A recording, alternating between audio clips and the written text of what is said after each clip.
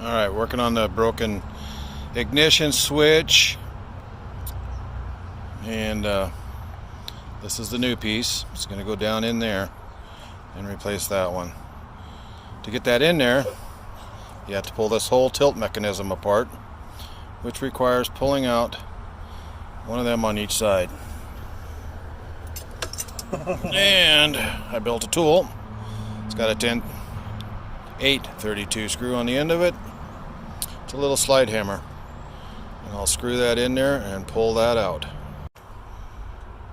Okay, so there it is. The little pin that comes right out of that there hole. Now for the other side. Alright, so we'll screw that into the other side. Not real sure what's going to happen because of that big spring under there. It's got this all loaded up.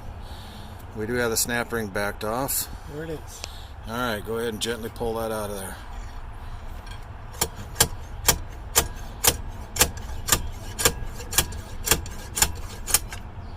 Okay, so far nothing. That's probably a good thing.